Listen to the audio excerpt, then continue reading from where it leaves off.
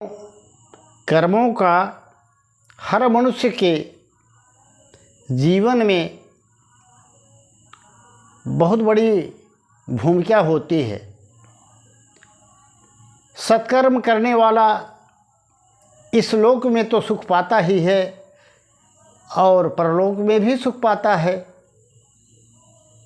पर असत कर्म करने वाला व्यक्ति यहाँ तो दुख भोगता ही है और परलोक में भी दुख पाता है। तो सब कर्मों का खेल है। तो हमें क्या करना चाहिए, क्या न करना चाहिए, इस पर एक कहानी लेकर आए हैं।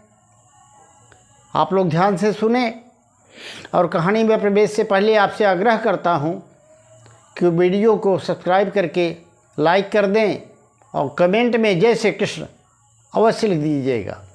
एक बार की बात है मित्रों, भगवान श्री कृष्ण के पास गरुण जी पहुँचे। उन्होंने प्रश्न किया कि मनुष्य के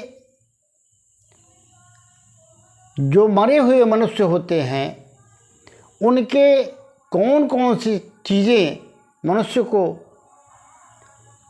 नहीं लेनी चाहिए, नहीं कभी भी उपयोग करना चाहिए, और मरने के बाद व्यक्ति का क्या होता है। तो भगवान ने उन्हें गरुड़ जी को आश्वस्त करते हुए एक कहानी बताई। वही कहानी मैं आपको बताने जा रहा हूँ। मध्य देश में एक ब्राह्मण रहा करता था जो शास्त्रविहित कर्मों के अनुसार ब्राह्मण धर्म का पालन करता हुआ भिक्षा मांग करके भोजन करता और त्रिकाल संध्या गायत्री करता और अपने पूरे धर्म का निर्वाह करता जीवन व्यतीत कर रहा था। एक दिन उसके मन में विचार आया कि मैं वन में चल कर के संन्यास लूं और संन्यास्त होकर के प्रभु के भजन में लग जाऊं, प्रभु प्राप्ति कर लूं।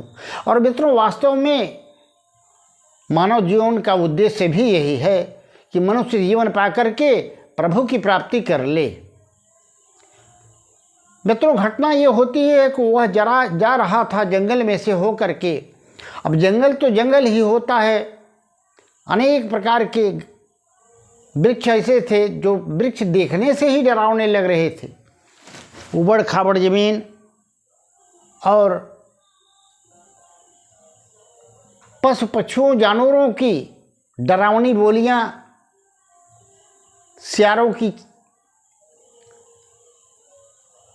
चिल्लाहट, ये चारों तरफ था। पर उसे क्या, उसे तो अपने काम से काम और उसे तो भजन करना था। उन सब का परवाह न करते हुए आगे बढ़ रहा था। अचानक वो सामने देखता है क्या कि 5 प्रेत खड़े हैं, भूत जिसको कहते हैं। और 5 भूतों ने जब उस व्यक्ति को देखा तो वो बड़े प्रसन्न हुए और आपस में चर्चा करने लगे कि आज तो बड़ा बढ़िया भोजन हम लोगों को मिल रहा है। ये बड़ा सात्विक ब्राह्मण है, इसका मांस बड़ा ही मीठा होगा, कृमि आदि भी नहीं होंगे उसमें, तो हम लोग बड़े चाव से भोजन करेंगे। और बड़े ही संयोग से अच्छा आहार मिल गया है। पर वह ब्राह्मण उसकी परवाह न करते हुए उन प्रेतों के पास जा पहुंचा। जैसे ही वह ब्राह्मण उन प्रेतों के पास पहुंचा तो उसके सानिध्य से, जो उससे तपस्या से शांति की तरंगें उठ रही थी, उससे कुछ शांति उन प्रेतों को भी मिली। और जो उनका लोभ था खाने का, वो शांत हो गया और पूछने लगी तो ब्राह्मण ने उनसे पूछा, आप लोग कौन हैं और इस दुरावस्था में कैसे पड़े हुए हैं, हमें सब कारण बताइए। तब पहला प्रेत बोला, देखो मैं पूर्व जन्म में तुम्हारा ही दादा परदादा था, पितर था, मेरा नाम उच्छिष्ट था। नाम तो बृहस्पति था, पर उच्छिष्ट लोगों का उच्छिष्ट खाने के पाप के कारण मैं मरने के बाद प्रेत हुआ, तो मेरा नाम उच्छिष्ट है। तो दूसरे प्रेत ने बताया कि मेरा नाम नग्नगंग है। अब मैं तुम्हारे खानदान का हूं, मेरा नाम था शरद चंद्र।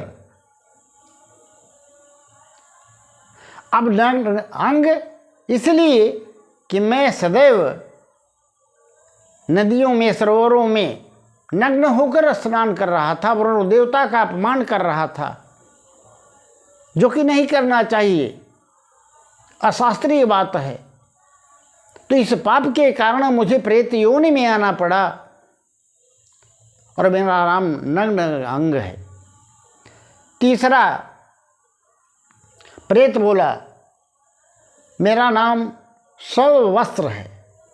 शव वस्त्र का मतलब शव में जो मुर्दे जलाए जाते हैं, उनके जो वस्त्र फेंक दिए जाते हैं, उनको पहन लेता था और उनको ले जा कर के बाजार में बेच दिया करता था।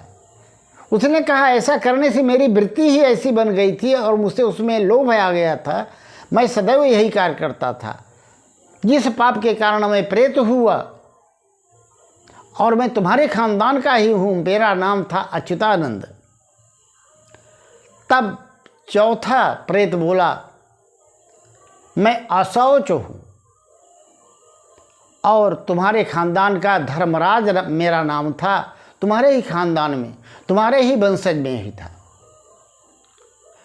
मैं सदैव अशौच अवस्था में रहता था, न तो स्नान ध्यान का ख्याल रखता था, न तो शुद्ध कपड़े ही पहनता था, हमेशा अशुद्धियों में ही रहता था, जिस पाप के कारण मैं प्रेत बना हूँ। और पांचवा बोला, क्रव्यादि, मैं आपके खानदान में सोमदेव के नाम से था और मैं भी इस प्रेत योनि में प्राप्त हुआ हूँ। और हे ब्राह्मण, तुम मेरे ही वंशज हो, यदि तुम सत्कर्म करो ऐसा कुछ, तो हम लोग मुक्ति पा सकते हैं।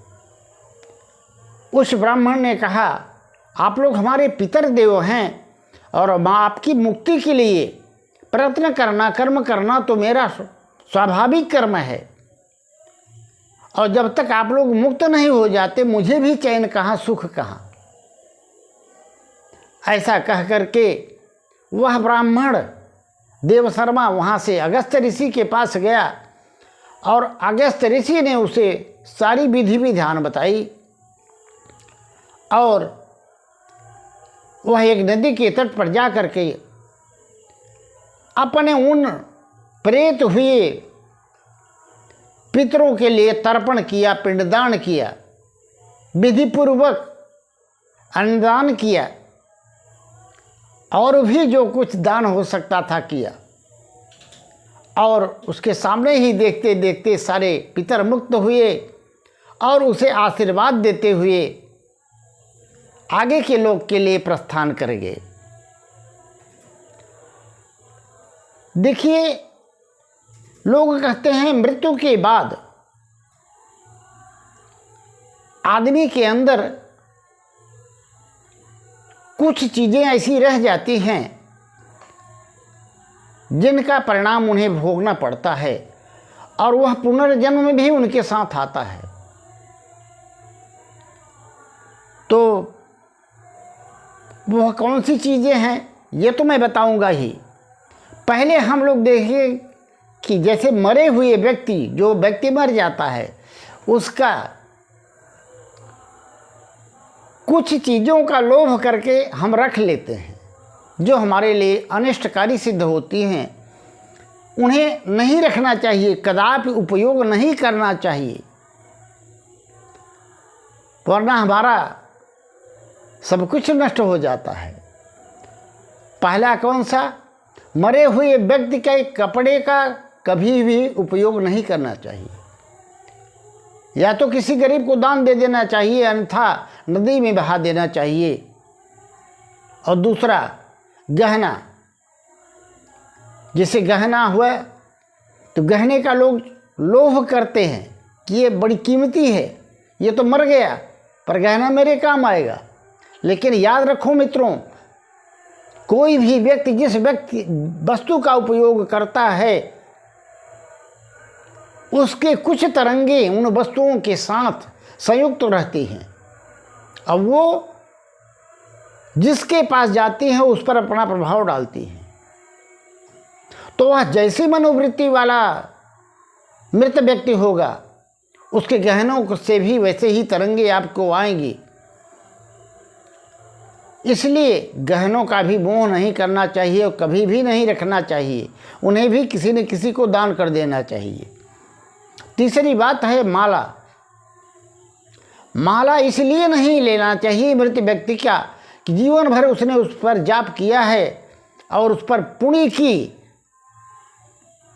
शक्ति छिपी हुई है, संयुक्त है उस माला में। उसे नदी में बहा देने से वह उसे पुण्य की ओर ले जाती है और मृतात्मा को अच्छे लोकों में पहुंचाती है। अब मरा हुआ व्यक्ति जो है लोग कहते हैं साथ में क्या जाता है। जाता है पहली तो कामना, जैसे आप मरते समय किसी भी वस्तु की कामना किए, इच्छा किए, तो वो आपके साथ जाती है। इसका उदाहरण है भरत जी का चरित्र जो भागवत में वर्णित है। जैसे उन्होंने मृग का चिंतन करते देह त्याग किया था तो उनको मृग की यौन मिली थी। और वासना, कामना, वासना, लालसा, किसी भी चीज़ की लालसा करते हैं आप, पूर्ण नहीं हो पाती, आपकी मृत्यु हो जाती है, वो आपके साथ जाती है। और कर्म, जैसा भी कर्म आप करते हैं, जो भी कर्म आप करते हैं, उनका संचित आपके साथ जाता है और पुनर्जन्म होने पर वह आपके सामने उसी की ओर प्रेरित करता है और वैसे ही कर्म का फल आपको मिलता है। तो मित्रों, सबसे बड़ी ऊंची चीज़ है मानव जीवन पा करके भगवान की भक्ति करना। अगर आप भगवान की भक्ति में लग गए तो फिर आपका जीवन सफल हो जाता है और भगवत प्राप्ति हो जाने के बाद कोई चीज़ शेष नहीं रह जाती, सब कुछ प्राप्त होता है। वीडियो आपको अगर अच्छा लगा हो तो कमेंट में जय श्री कृष्ण अवश्य लिख दीजिएगा। राधे राधे।